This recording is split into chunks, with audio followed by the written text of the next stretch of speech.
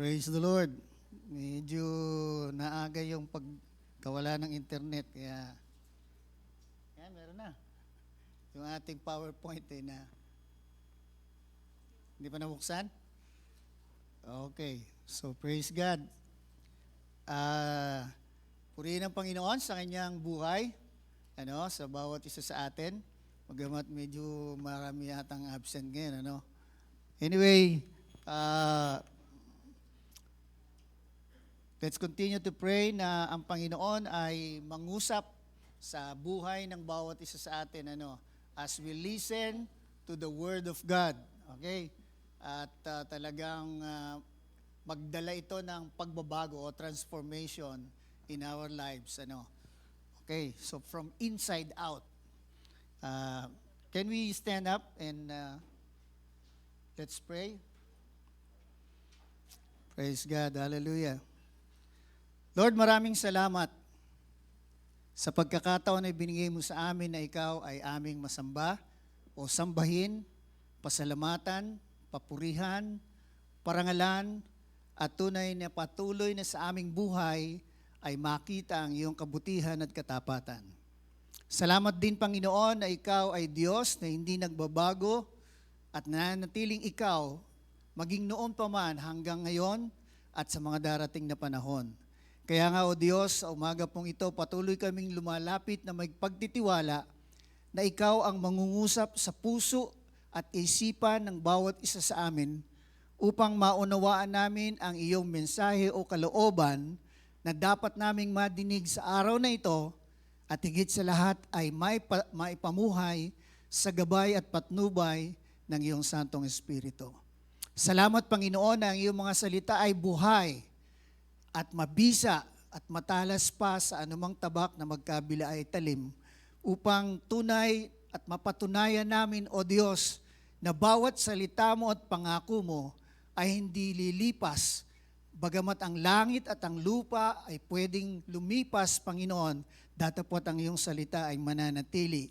Kaya, Panginoon, patuloy kaming may mapangahawakan sa aming mga buhay at yan ay ang iyong mga nasusulat na buhay na salita na siya rin naming pakikinggan sa umagang ito.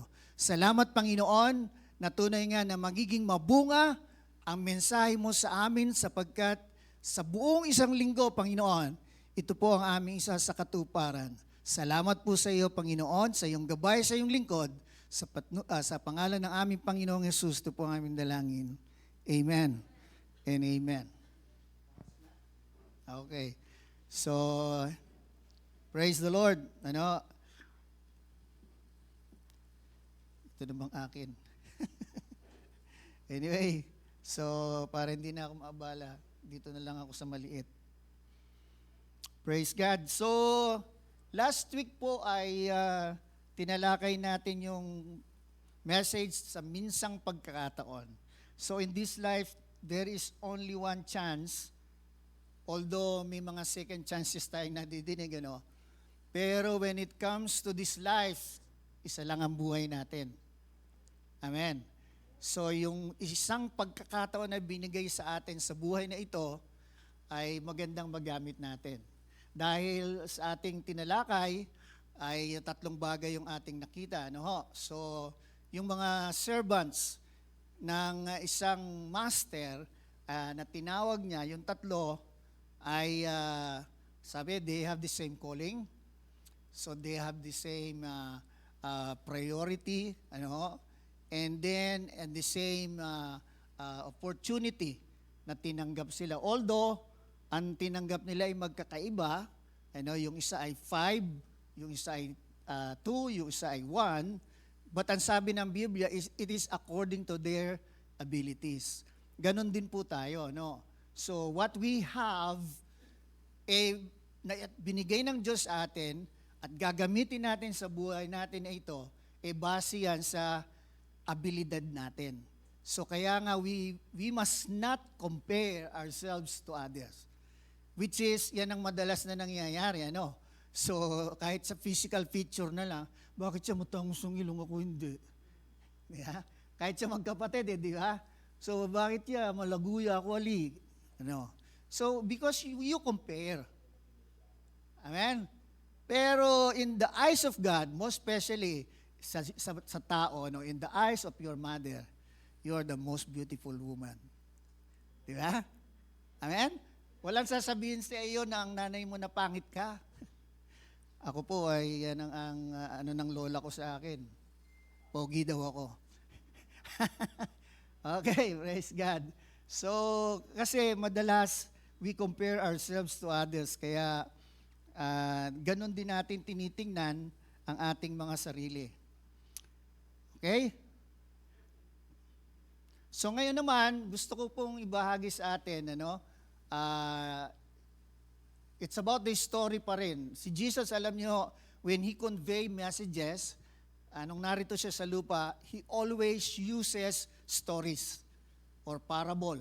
Paris nang nabanggit ko na po last week, and we will continue to use His story para makuha po natin yung mensahe sa umagang ito. And then let's try to apply it sa ating mga buhay, and let's see how we can apply this in everyday lives. Okay? Ang title po natin ngayon is The Chosen. Okay? So,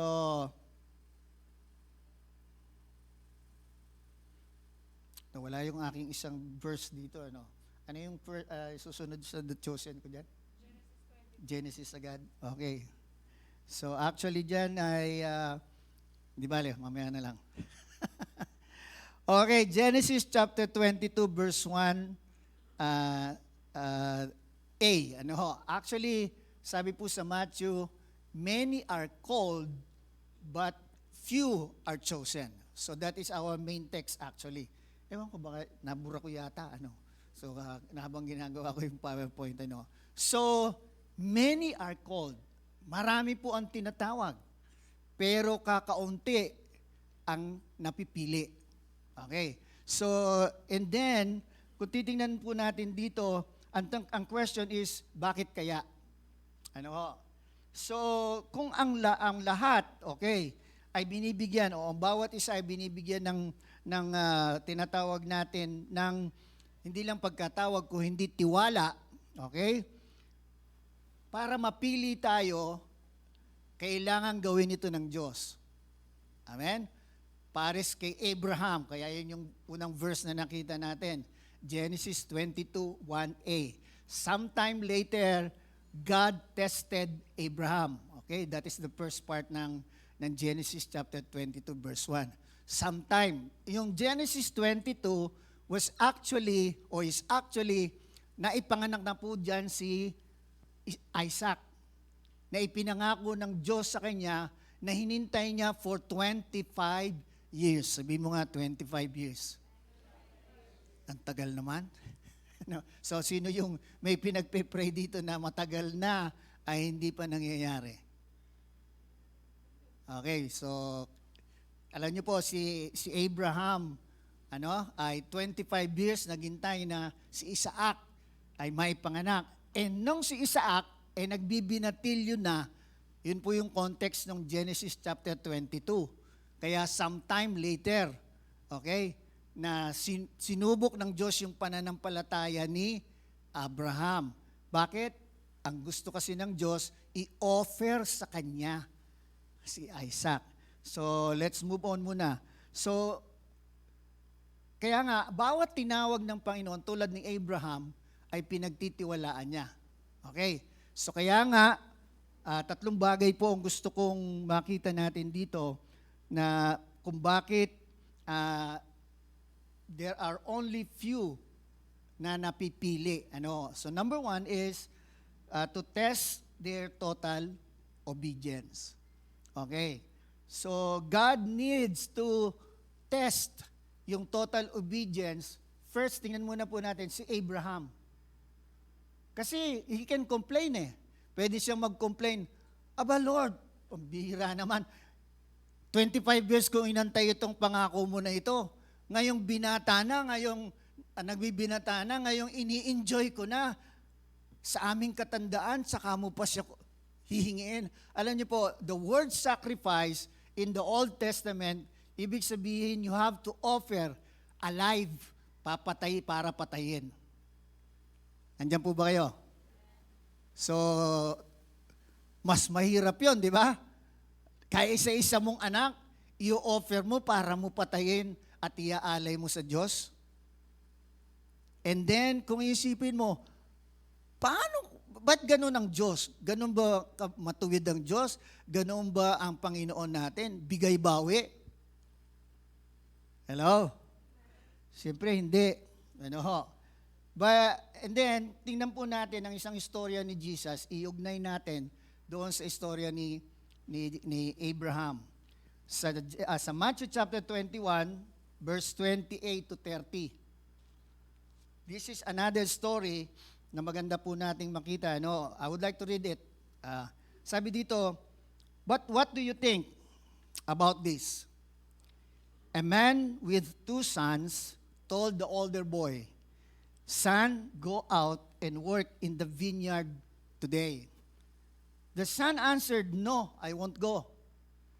But later he changed his mind and went anyway." 30. Then the father told the other son, "You go." And he said, "Yes, sir, I will." But he didn't go. So kung tutuloy po natin ang pagbasa dyan, tinanong ni Jesus, sino yung naging masunurin sa kanilang dalawa? Siyempre, sagot ng mga tagapakinig niya, yung panganay. Kasi nag-iba yung kanyang isip. Samantalang yung bunso ay umoo pero hindi naman sumunod. So sa story na ito, this is the test of obedience. Why? So makita natin, sa una, tumanggi siya. But the key word here is, he changed his mind. Hello? And went. Sabi po dyan, ano? So, kaya kung titingnan po natin, there are times na parang sa atin, ang hirap sundin ng Panginoon. Di ba? So, lalo na may kinalaman niyan sa iyong mga personal habits, personal ways of life, okay? Paano ka namumuhay, paano ka, ibig sabihin, your everyday life. So, kahit sinabi mo, Lord, yes, Lord, I am willing to follow you. I am willing to give my life to you. I am willing to do your will. Pero pagdating na nung everyday life mo, hello? Sabi nga nung iba, maraming mga Kristiyano lang sa simbahan. Andiyan po ba tayo? Pagdating sa labas, hindi na. One day Christian, Sunday lang. And the rest of the 6 days,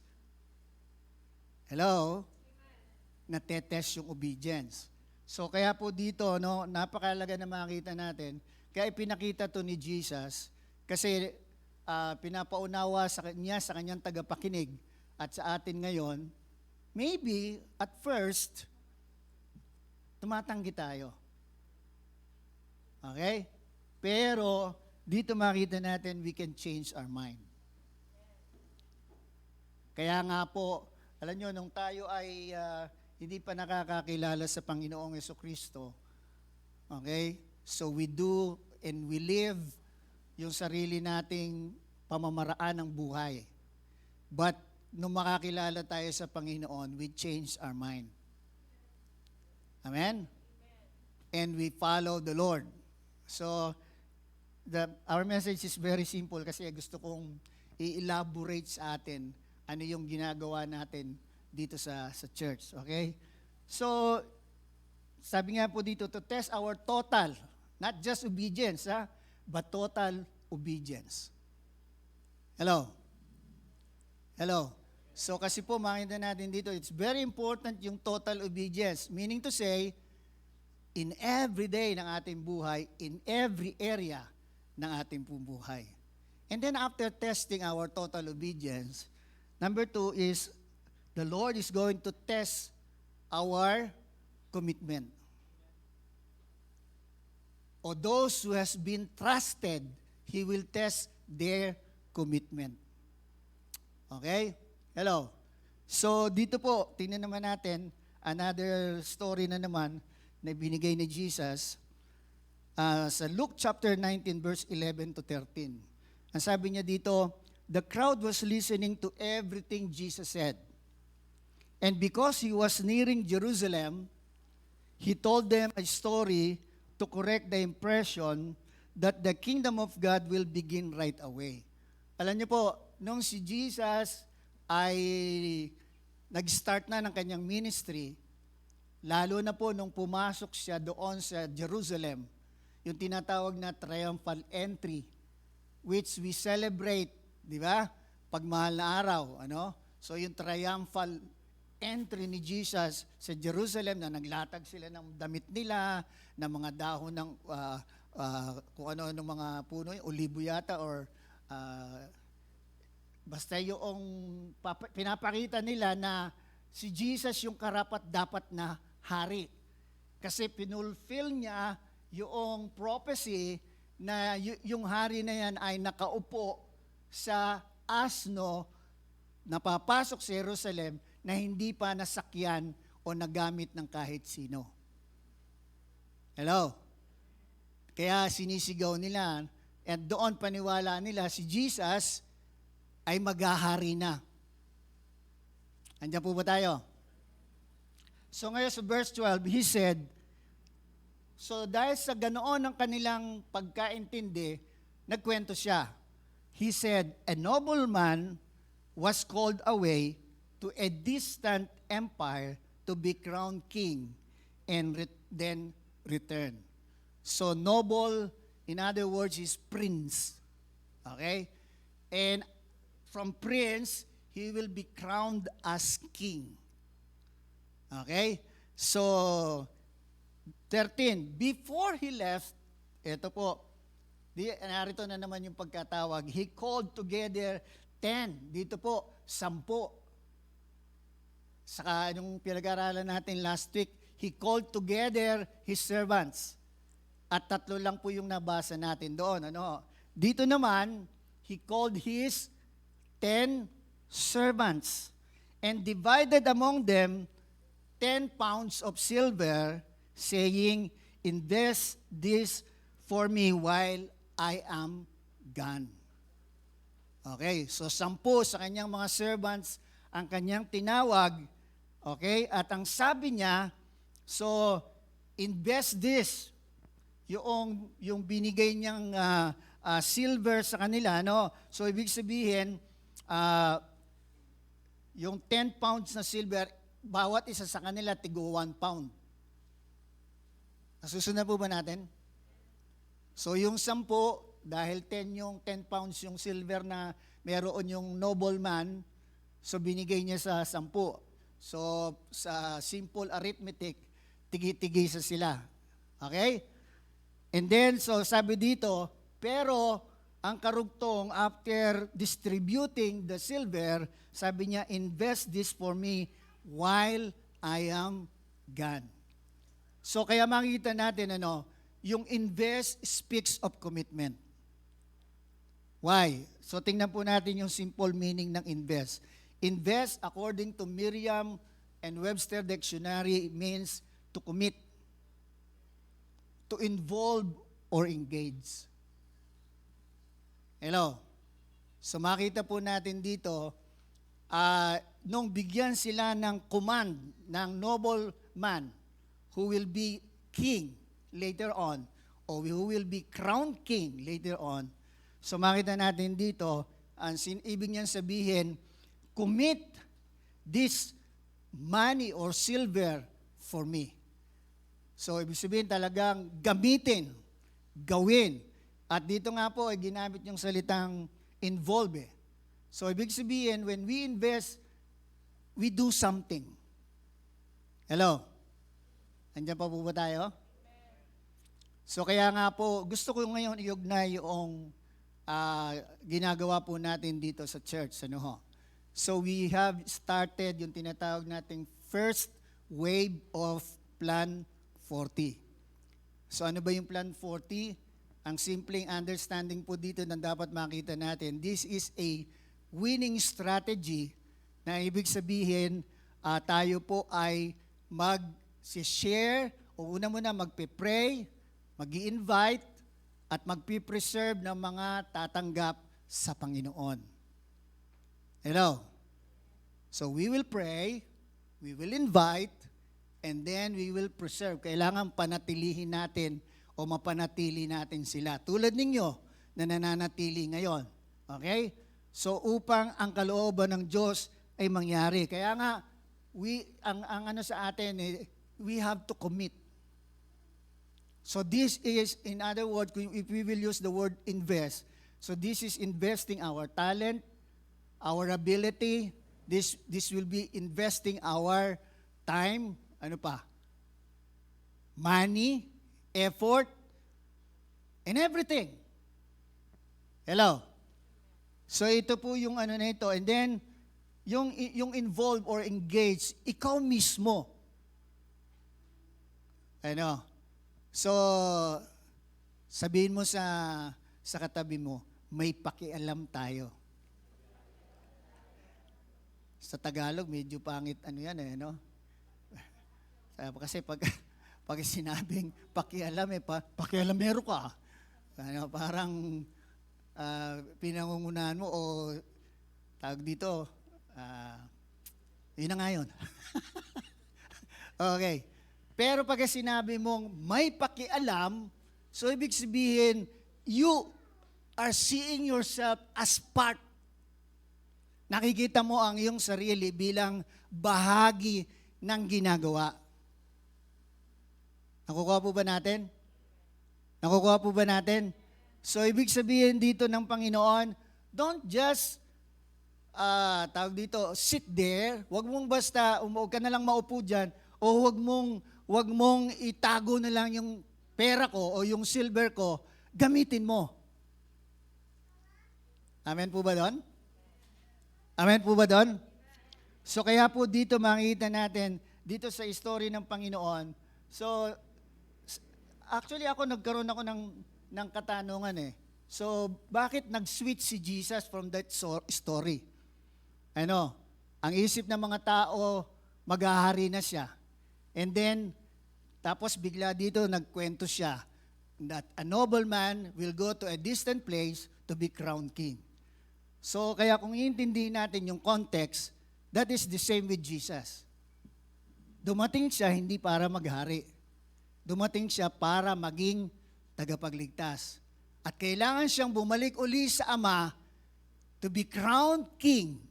At ang sabi ng Bible, Jesus is the King of Kings and the Lord of Lords. Kaya pagbaba po niya, siya ay magiging hari ng lahat ng hari ng sanlibutan at Panginoon ng lahat ng Panginoon dito sa sanlibutan.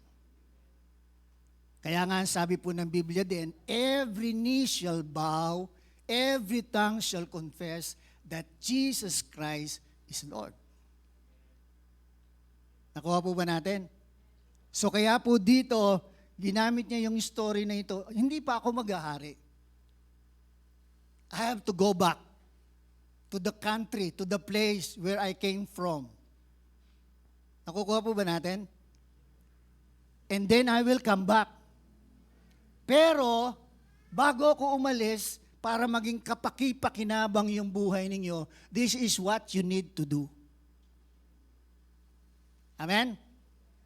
So first, again, sabi niya, He called His 10 servants. Like you and me, God called us.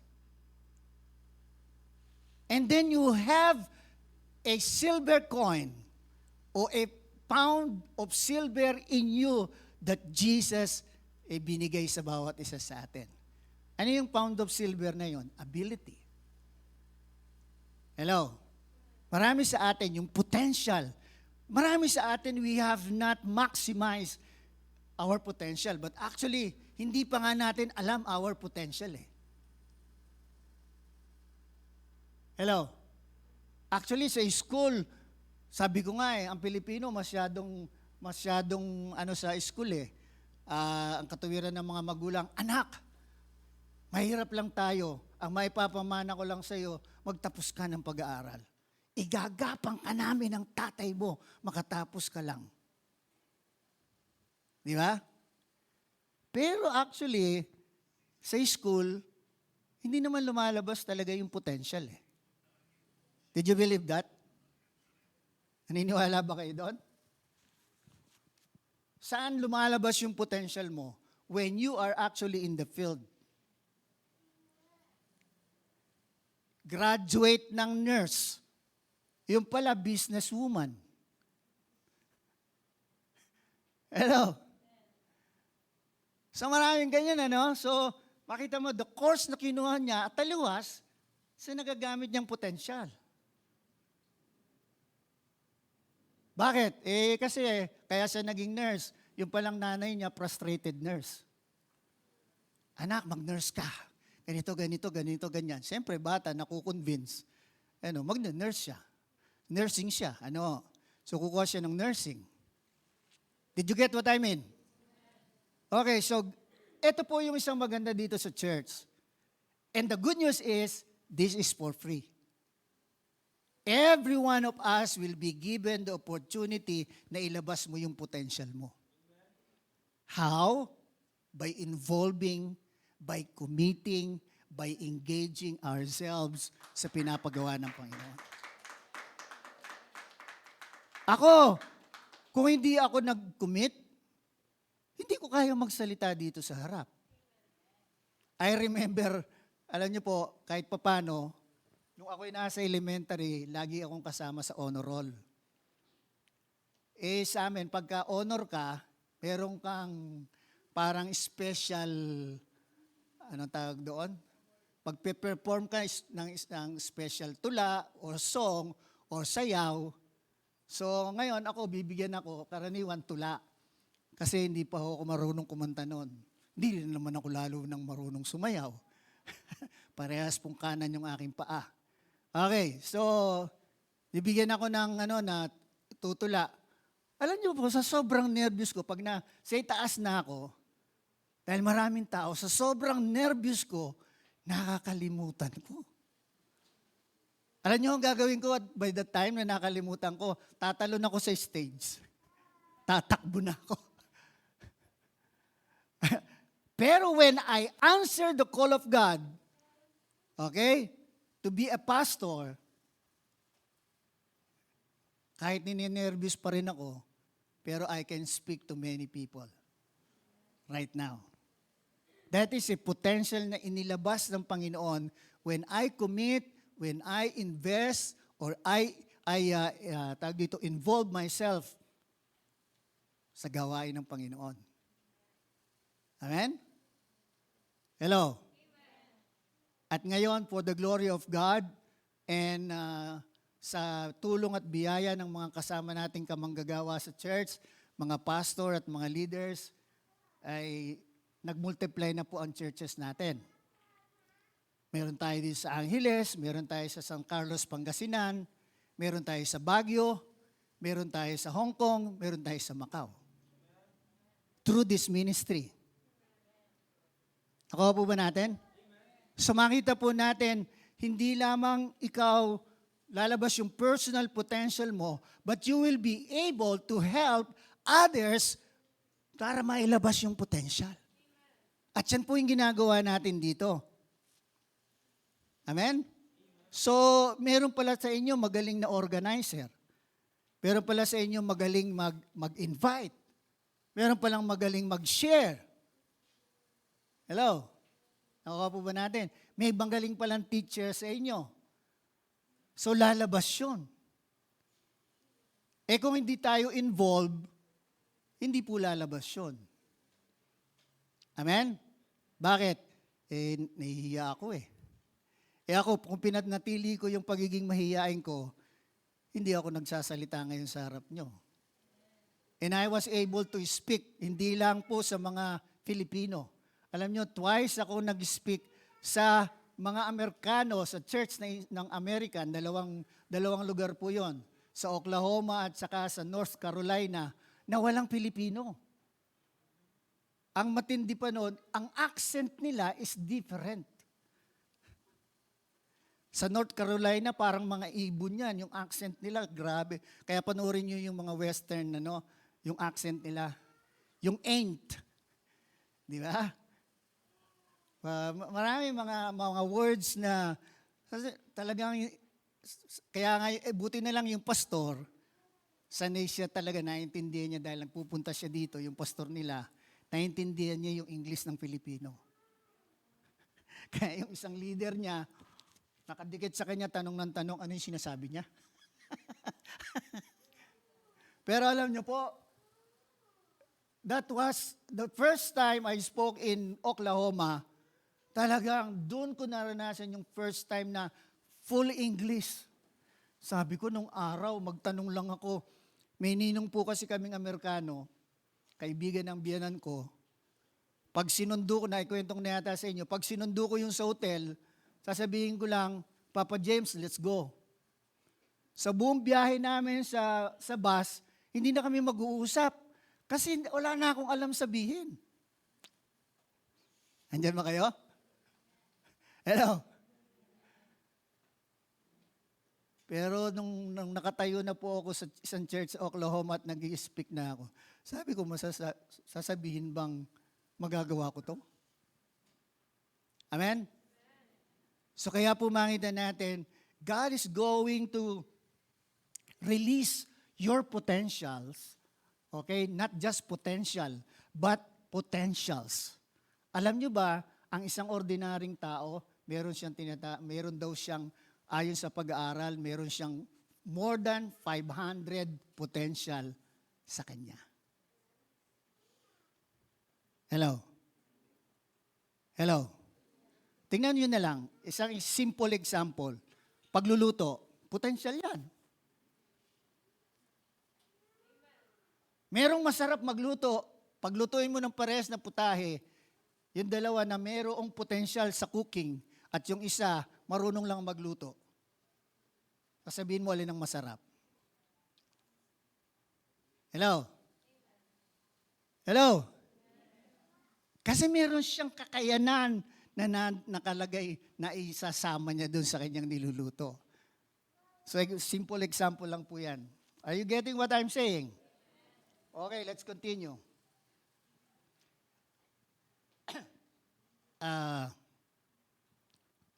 Inubo na po ako. Sino ang magdadala ng tubig sa...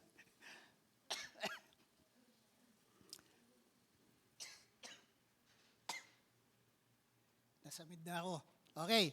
So, to test our total obedience and our total commitment, so it's not enough. Ano yung pangatlo? The test of our faithfulness. O the test, to test the faithfulness of these 10 servants. Okay, balikan muna natin yung mga servants.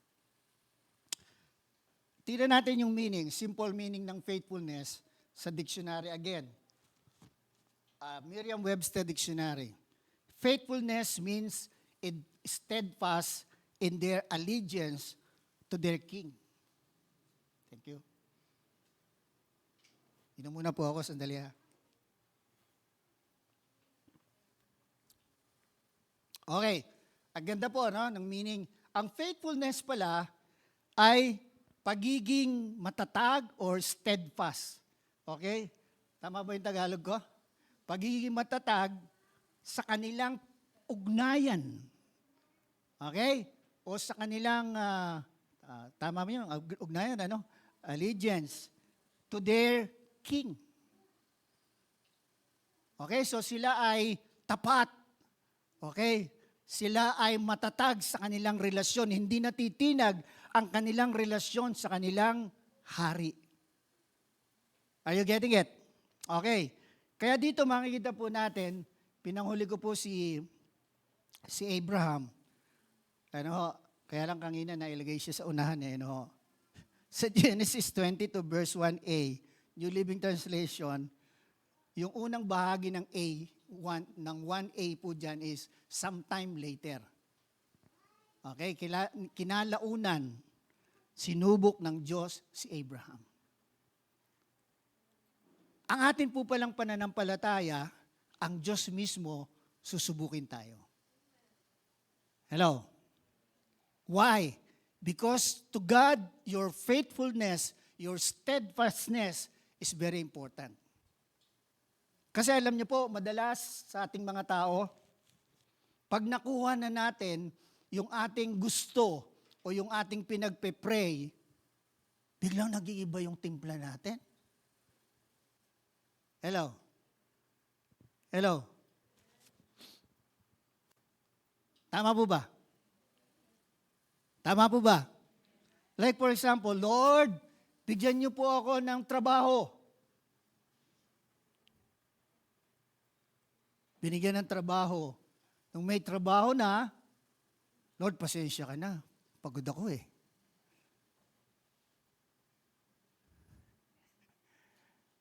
Amen?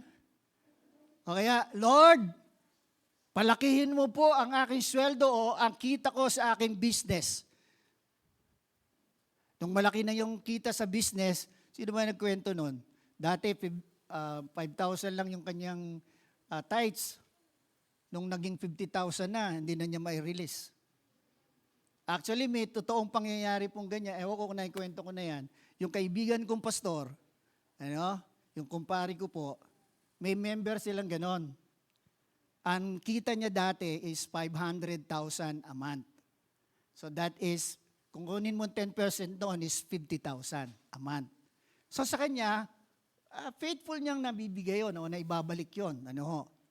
And then, ang prayer request niya kay pastor, so sa kumpare ko, sabi niya, Pastor, pag-pray mo ko, lumaki itong negosyo ko. So pinag-pray naman ni pastor. So lumaki ang negosyo. Hello? From 500,000, dahil construction, firm. From 500,000, kumita na siya ng 5 million.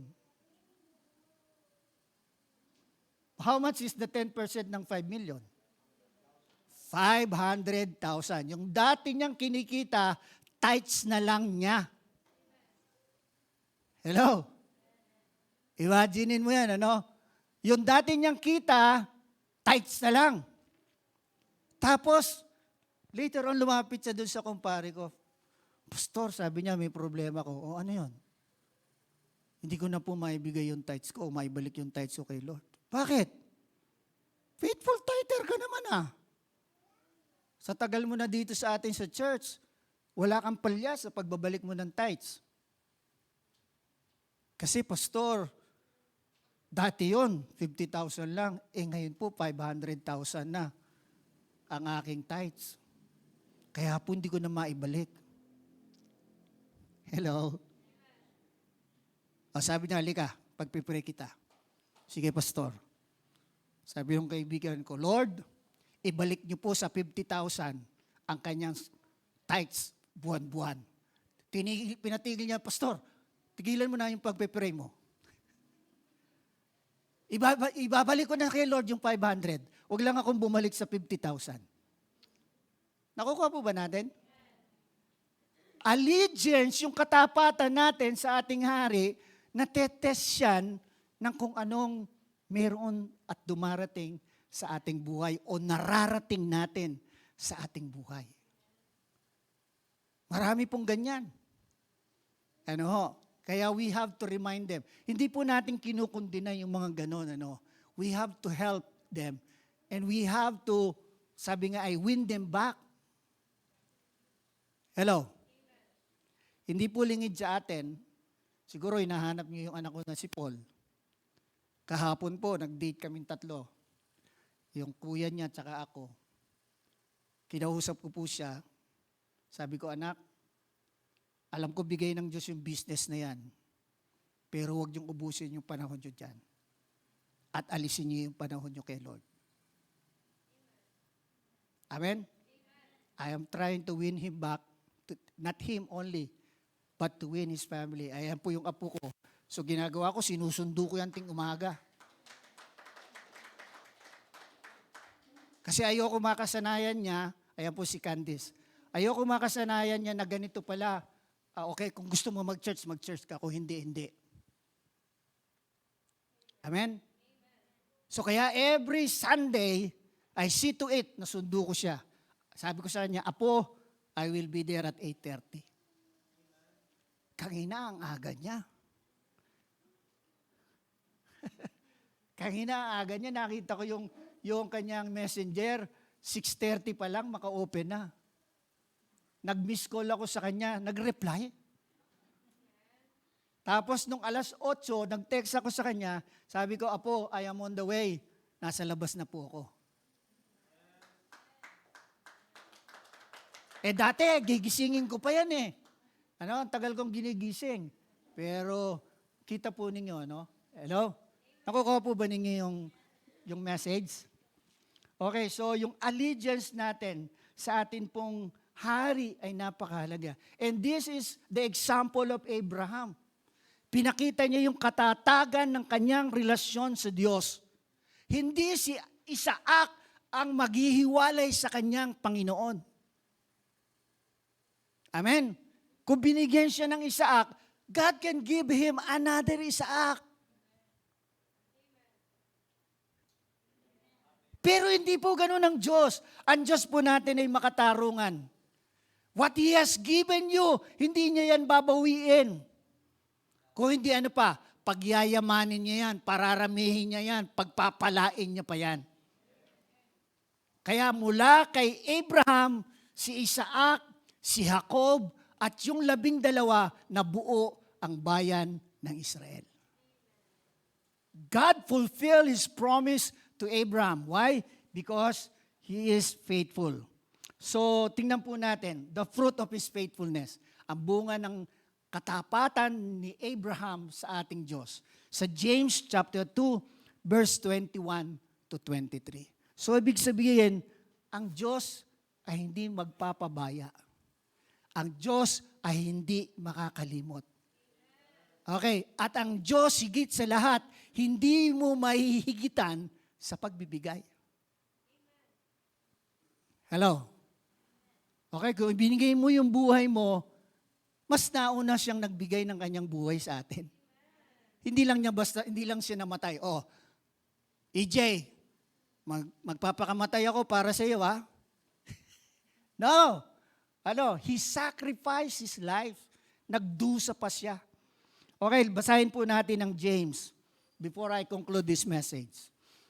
Ang sabi po dito, James 2:21, New Living Translation, don't you remember that our ancestor Abraham was shown to be right with God by his actions? So kailan siya itinuring o ipinakita na matuwid, ng Diyos? Nang siya ay, o sa pamamagitan ng kanyang pagsunod, action, pagtupad ng pinapagawa ng Diyos when He offered His son, Isaac, on the altar. Talagang in-offer po niya. Actually, sabi po nung pag tinuloy niyo yung chapter 22 ng Genesis, sasaksakin na lang niya. Amen? Amen? Verse 23, ito po yung maganda. And so it happened, just as the scriptures say, Abraham believed God. This is important. We have to believe God. Pagka sinabi nating believe God, yes, there will be many temptations, there will be many trials, there will be, sabi dito, prolonged answer to our prayer, pero, dito po ang sabi dito, we have to believe God, that God is God. Amen? Imagine, 25 years, at hindi lang yon. Si Abraham is 100 years old. Si Sarah is 90 years old. From the mouth mismo ni Sarah, ngayong ako ay kupas na o lanta at kupas na. Hello? Hello? So, ibig sabihin talaga in the natural and scientifically, ang isang matanda na ay hindi na pwedeng manganak. Lalo na wala na siyang monthly period. Bakit? Wala nang tinatawag na ano yun.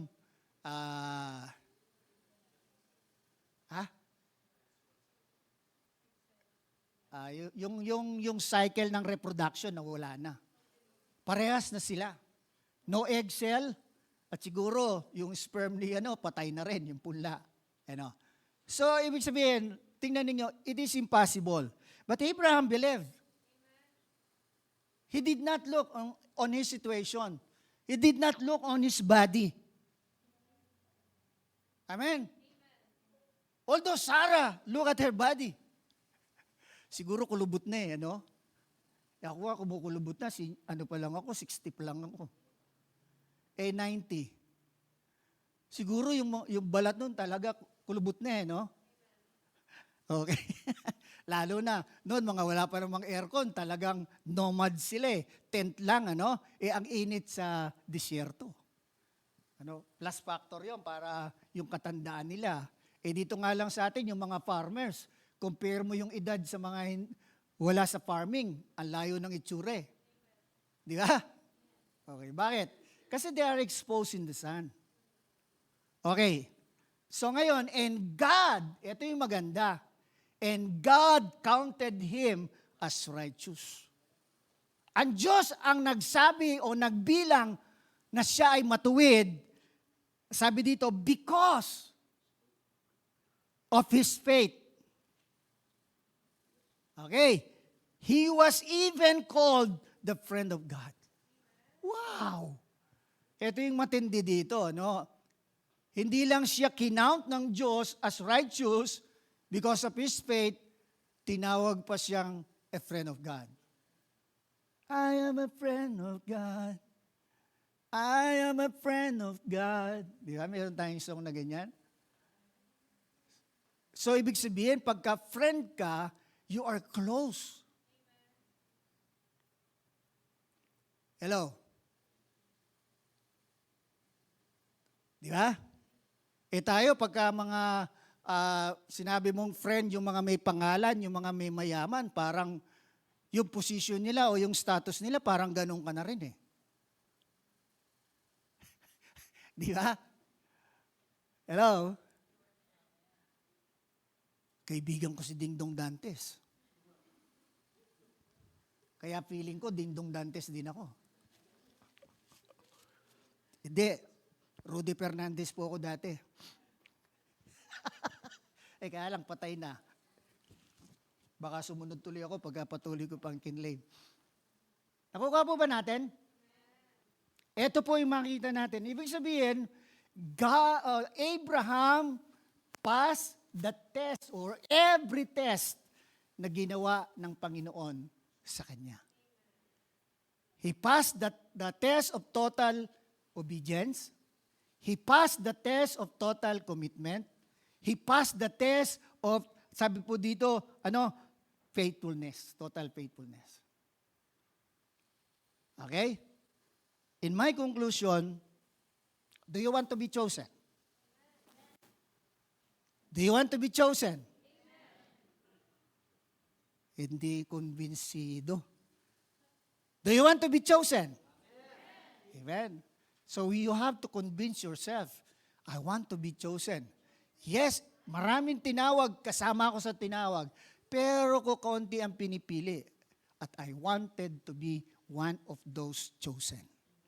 Anong kailangan natin gawin? Ito po, balikan natin yung ating message. Summarize natin. Ito po, sa next slide, ang sabi, be totally obedient. Be totally obedient, be totally committed, and be totally faithful. And last slide, your decision today matters. Yung decision mo ngayon, para sabihin mo sa Diyos at sa iyong sarili na nais mong mapili, ay napakahalaga. Amen? Amen? Ikaw ang magdi-decide niyan. No one can decide for you. I cannot decide for you. Only you can decide if you want to be chosen. Let us all stand.